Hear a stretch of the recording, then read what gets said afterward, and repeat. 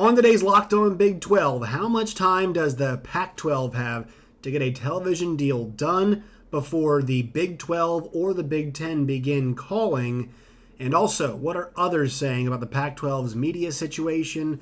Also, could it be the other Pac-12 schools reaching out if they can't get a TV deal done? That's all coming up on today's Locked On Big 12 podcast. Once again, I am your host, Josh Neighbors. No intro today, intro video, if you will, because I am still in Costa Rica. For those of you who are new to this channel or are coming back to the channel, thank you guys for watching. I'm out of the country right now, so don't have great Wi-Fi, recording this on iMovie, so none of the bells and whistles of production are there, but we have a mic, we have a computer, we can do video, we can convert it to audio. The one problem is I'm a day behind, so I'm recording this on March 1st, come out here for you guys on March 2nd, but still, reaction to a lot of what is going on. Make sure you guys subscribe to the YouTube channel. Our goal is 3,600 by the end of March. We're about at 3,450 right now, so halfway to 500. Our goal is 600, so please do that. Like the video, leave your comments as well. Always enjoy the interaction with you all. It gives me great ideas for the show and gives me an idea of what the fans are thinking. Make sure you guys find us wherever you get your podcast. If you cannot watch on YouTube, and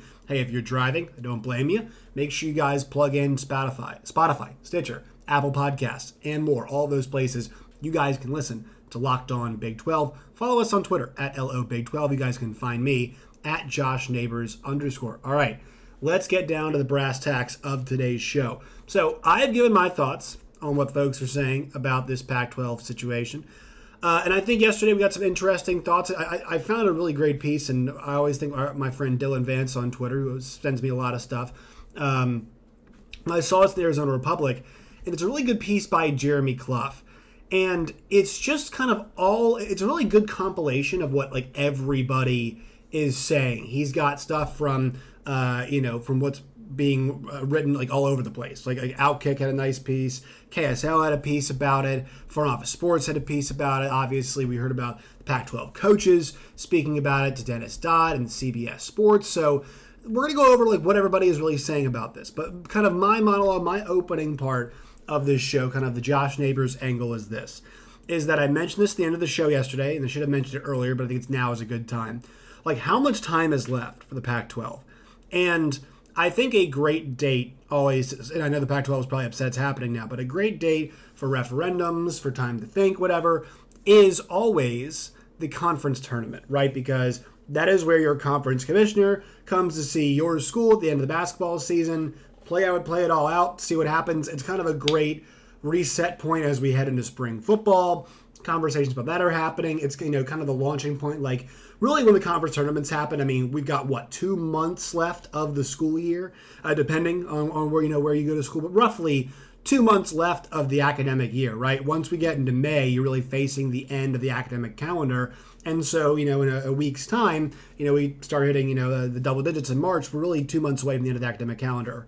And kind of looking forward to the following season. So it's that refresh point. And the Pac-12 is in trouble with that, right? I mean, from all indications, like they are not near a television deal. And I think a lot of folks have been saying that you'd like to have one because the Pac-12 tournament is kind of, that's a gathering point. It's an inflection point on your conference sports season. Your men's and your women's tournaments, it's kind of the big gathering outside of your college football championship game. And, George Kliavkoff's going to have to most likely face the media at the Pac-12 basketball tournament. And I think we all have a lot of questions about what is he going to say. I mean, do you even want him to say anything? And I think that's a moment where you want to have something down, and they probably won't. I think there's a couple things like, what can the Pac-12 reasonably pull off is kind of, what we're talking about. Like, how much time does George Kliavkoff have? There are several answers to that question. If you ask me, Josh, how much time does George Kliavkoff have left to get a television deal comparable to the one the Big 12 has? I'd answer you by saying 0 minutes, 0 seconds, 0 hours, 0 days. That ship has sailed. If you ask me, Josh, how much time does George Kliavkoff have left to get a television deal that is around $25 million per school payout, I would tell you probably not much. I'd probably say a couple weeks maybe, if that. If you said, hey, how much time does George Kliavkoff have to get a deal done, period? that would keep the Pac-12 intact. I'd tell you probably a bit longer than past the basketball tournament. But once we get there, like, the heat will turn up. The heat's going to turn up even more. So you might even say that should be the limit. That should be the date. You might be right about that. But I think there's still time for them to get something done. And just the problem is, how reasonable is the deal in comparison to the Big 12? Because when you thought that the Big Ten's television deal was going to be something you could ride the wave of, and it was not, and then the Big 12 undercut you, and now you are the last dog at the bowl, and then in the words of Billy Beane, the runt of the litter dies, right? And that's what he says in the movie Moneyball. And right now, the runt of the litter is, it's happening. And it's funny because it's a great comp, like the A's, right? Like he says, the Yankees are taking our kidneys, the Red Sox taking over whatever else, like all of our organs, them being gutted. And that's what it feels like right now. Like the Pac-12 is in danger of that happening to them.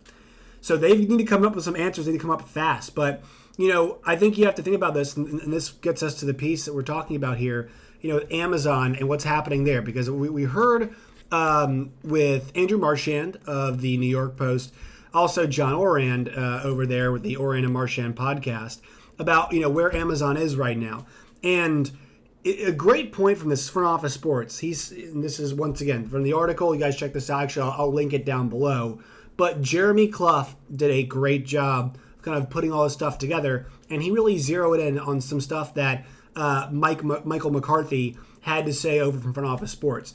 He says the silk gloves have come off in the media rights negotiations between Amazon and the Pac-12 conference. And here comes the steel fist that's helped make Amazon the country's dominant e-commerce company. Amazon is playing hardball in media rights negotiations with the hapless conference, sources told Front Office Sports. The tech giant is holding out for the best game matchups and best financial terms, sources said. That leaves Amazon, Fox Sports, NBC, and ESPN among a dwindling list of suitors for the Conference of Champions. The problem for the Pac-12 is most of the big media entities have inked football deals in recent years, or they're hoarding cash as the U.S. advertising market weakens and an economic recession looms. There's a whole lot happening there, right? There is a whole lot happening there. I will say this. I think quality live sports will still pretty much be immune to a lot of this because advertisers do value it. I think recession or not, like having good college football, good college basketball, that inventory is still going to be very appealing to advertisers, and ultimately advertisers are the ones that, pay the money to the TV channels, who pay the money to the conferences and the schools, right? That's how this thing goes. The economic recession part of it, guys, I am not an economist. I cannot speak to a lot of that, but, with viewership where it is, like, I don't think an economic downturn will affect sports viewership. And if sports viewership is still there, then I still think businesses, and more in this context, companies, will still find it valuable to advertise. And if there are folks out there who know more about this economically than I do, go ahead and say something. Go ahead and say, well, Josh, you're wrong. You point it out. Please go ahead and do so. But that's just my opinion. Like, if I tighten my belt buckle, right? Josh Neighbors doesn't make a ton of money, right? Podcasts and radio, whatever. If I tighten my belt buckle due to an upcoming, recession, the company says I can't pay you as much, whatever it is, right? The one thing that I won't be impacted is, like, I'm still going to watch sports. That's my lifeblood. I think I also, like, in times when, things are tough, you almost watch more sports, right? It's something that you can rally around, whatever it is. But, like, I don't think the ratings are going to go down to an economic downturn. And if that's the case, like, companies are still going to advertise. Now, maybe the amount of them and how much they'll advertise, that could go down, sure. But, like, I think the advertising market, there might be less buyers. I don't know. But I still feel like because viewership will be there, companies will still see it worthwhile to advertise there. So maybe I'm wrong. I'm not 110% concerned, it seems like, in the way that Michael McCarthy is now. He probably knows more about it than I do, but that's just my kind of 10,000-foot view from it. On the Amazon front, the playing hardball comment is really interesting because that is the one thing that I think, whether it's unionizing, whether it's, acquiring products, acquiring other companies, whatever it is, Jeff Bezos and Amazon, this is how a lot of big companies work, but like they have been so shrewd and shrewd to a fault. But like you're going to see it on full display here. Amazon at this point in time, you look around, look to your left, look to your right and say, who is at the table? Who are we bidding against right now? And why can we not reasonably think that we can get the Pac-12, get their best games, and get them for a good price? That is the approach right now that Amazon, and I'm not sure if it's Bezos who's handling this. Obviously, he's involved right now very much with the Washington Commanders situation and potentially taking ownership over there. But if you're Jeff Bezos, and once again, Jeff Bezos proxy in this, why do you feel pressed to give them a ton of money? Now, you might think it like this is an interesting thought. I've been having this recently. Like, is it incumbent on you to do that? Just so, do you want to give this more money because that money is going to end up helping the product that you see on TV, right? The more money for facilities and coaching and whatnot. Like, that's actually a valid question of like, well, it is an investment in our product in some way, sure. But if this is a short-term 5-year contract, like that won't nuke the quality of the football, really. I mean, it would long-term if you're getting less money, sure. That would definitely hurt the product long-term.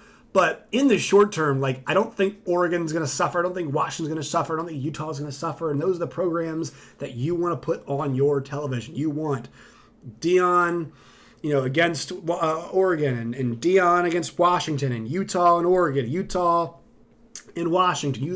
That's what you want. Those are the high-dollar games.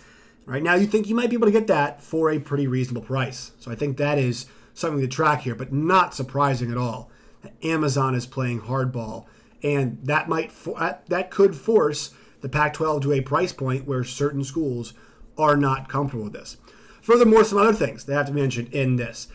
Some coaches, some former Pac-12 coaches, talked to Dennis Dodd of CBS Sports. And let's think about this. Rich Rodriguez, who coached at Arizona, Mike Bellotti, who coached at Oregon, and then also I believe we had Dennis Erickson, who coached at ASU. All of those guys in here talking. Now, how valuable are their opinions? I think it's a great question. Right? I think it's a very good question, like how valuable are these opinions? But I think it's interesting, some of their perspectives about visibility and what it does to recruiting. So I'll kind of go through some of the quotes here that we had. I think this was Dennis Dodd's over from CBS Sports. Just double checking. Yeah, Dennis Dodd wrote this. This came out yesterday. On February 28th. So he says, Dennis Erickson, who coached from Arizona State from 2007 to 2011, Rich Rodriguez coached from 12 to 17 at Arizona, were among the coaches quoted. Here's a quote from Rich Rod. Quote, "What is to stop Oregon and Washington from going to the Big Ten, from Arizona to Arizona State going to the Big 12? Rodriguez, now the coach at Jacksonville State, told CBS Sports. I would think that they're teetering on the brink right now. Rodriguez addressed the Pac-12's ongoing media rights deal saga in the story amid reports that the conference could potentially partner with the streaming service for games. Quote, I know most everybody can go get ESPN Plus or the streaming things, Rodriguez said. You're not going to have it on in the bars. Your visibility will never be the same, ever. Then there's just the perception, oh, you guys played, I didn't see it, and then you won't be talked about. Right? Here's one from Dennis Erickson. It's nice when you can turn on a regular channel and not worry about all the other stuff, Erickson told CBS Sports. I think it will hurt them in recruiting, no question. Now, I'm going to look here. Dennis Erickson age, let's see how old our guy Dennis Erickson is. He is not young. He is 75 years old. So I think there are two things here. Number one, Dennis Erickson is not representative of what the modern media, younger folks, whatever, can do, and their aptitude and their ability to navigate social medias, whatever. He does not represent that fully, but he does represent a large generation of folks that do watch their college football. There are a lot of older folks who like to watch college football, and he's right. It's nice we can turn on a regular channel and not worry about all the other stuff. That is something that we have touched on many times before on this show. Interesting comment here from Rich Rod. We always thought at Arizona they like football, but I don't know if they really love it. So once the players leave our football building, they're not really hearing people talk about it a lot. We had to make it really, really important, more so than we should have. We wanted them to feel how important it was to our players. And then also you mentioned how in the Southeast you don't have that problem. Mike Bellotti, interesting comment. I have that impending sense of doom, Bellotti told the Pac-12. Told Dennis Dodd, rather. All of my life, I've always been a West Coast guy. I can just see the Pac-12 falling apart, he said. And so all of these guys are worried about visibility. They're worried about recruiting. They're worried about interest, fan interest, right? What does that mean for when our players, hear all this stuff? Like, that is so interesting to hear these guys think about visibility, number one thing. And they're plugged in and whatnot, but they're like, this feels like it's on the edge for a lot of those guys. They can feel the strength being zapped out of the conference. I think it's a really interesting sticking point. I think it's something that we have to track here is how loud are the chorus of folks outside? Because, guys, the external heat from every single angle now is turning up. From media to, the Big 12 narrative to now former coaches are now talking about it. And ADs are speaking out publicly. George Kliavkoff is under the gun. All of these things are coming together to affect, what we believe to be the timeline. Excuse me. Or what could be the timeline in this situation. All of that is now working in concert. Some other things from across the board that I saw in this piece that I thought were pretty interesting. David Hookstead wrote that it was reported George Kliavkoff was given until mid-April to get this situation figured out. Well, now that's roughly 6 weeks away, and the Pac-12 seems to be in panic mode. It's almost as if the ship is going down, and the conference is scrambling for a potential partner to see if there's a lifeboat anywhere. Right now, it appears the boats have all launched, and the Pac-12 is not on one. In the Desert News, the Pac-12 risks further mockery if it doesn't secure a new media deal. Right? Look, further mockery is like the worst of their problems. Now, narrative-wise in the media, sure, it's a problem, but mockery I can deal with. And also, what does the mockery matter if there is no there's no conference? Like, getting mocked doesn't matter if there's no other, if there's no league at all. Like, it folded, whatever. The stakeholders involved will get mocked. They will get they'll take some heat, but like, if the conference folds, I guess, like George Kliavkoff will take heat, but are ASU, Arizona, Colorado, Utah, Oregon, and Washington going to specifically take heat? No. Now, they might take some heat and embarrassment for, hey, look, guys, you screwed up. For the Conference of Champions, that is a progressive part of the country, right? And, as forward-thinking as you folks in the West Coast like to say you are, and I'm just speaking generalities here, not to make a political statement, but that is a more progressive part of the country, clearly. And for you all not to see the future, not to think, wow, they should have taken Big 12 schools when they had the chance, folks. They should have done it when they had the chance. They made the comment too late about, we haven't decided if we're going shopping there yet, which is good. I mean, guys, that comment is going to get plastered like all over the place for George Kliavkoff if this happens. So he will be embarrassed. He might get a job again, like doing something. I'm not sure what it is, but like, that is a massive embarrassment for him. But like, what the conference being embarrassed won't matter if the conference is gone, if that makes sense. So I think I'm wondering about like, how much does the embarrassment really matter? Because that embarrassment idea would like assume that there is a conference, and I'm not sure if that's the deal at this point, right? I think we have to to be a little bit skeptical about that, but. Yeah, I mean, you listen to just all these article titles. This is what it says. Desert News. Pac-12 risks further mockery if it doesn't secure new media rights deal soon. Front Office Sports. Dwindling media options for the Pac-12. Outkick. Pac-12's media rights situation spiraling downward. KSL says that Pac-12 could be ripe for the picking even with a new media deal.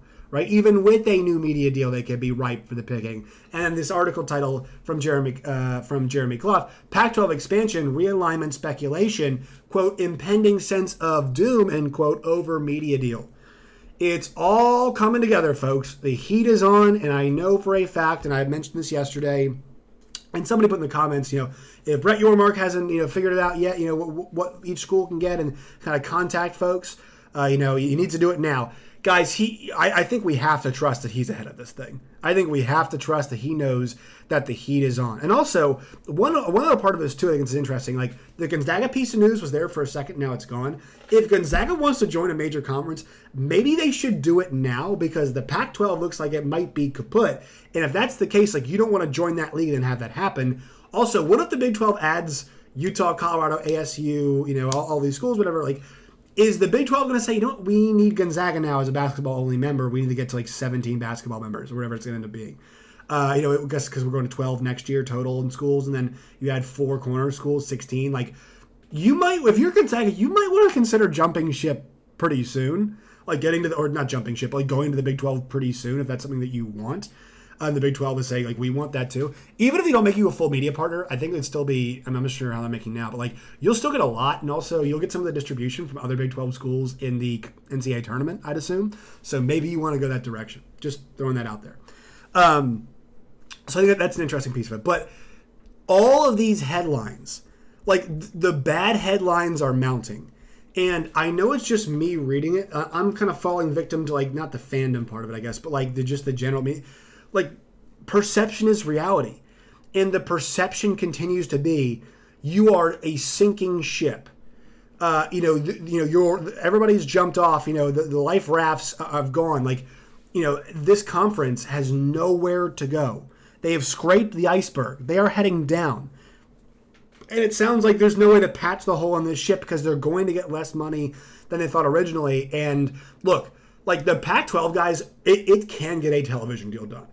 They have enough brands. They have Oregon. They got a Washington, Colorado, Utah, Arizona, ASU, Washington State, Oregon State, like Stanford. They've got actual brands that people would pay for. They're just not going to pay enough for it. Like, they could get a television. If they wanted to say, we'll stay together, sure, take a deal. $15 million a pop per school per year, right? Enjoy that. Oregon and Washington will not sign off on that. But like they could get a television company or companies to agree to a deal like that. It's not going to happen though. Just telling you, it's not going to happen because there are too many teams, too many schools rather, that could get more money if they just waited, or they went elsewhere, I should say. All right, so let's take a quick pause and let's hear from one of our sponsors today on the show. Today's Locked On Big 12 podcast is brought to you all by FanDuel. The FanDuel Sportsbook is the #1 sportsbook in America. New customers get a no-sweat first bet up to $1,000. That's bonus bets back if your first bet does not win. Just download the FanDuel Sports app today. Sign up. It's safe. It's secure. It's super easy to use. The interface is by far the best. So don't miss on this chance. No sweat first bet up to $1,000 in bonus bets when you go to FanDuel.com/lockedon. That's FanDuel.com/lockedon.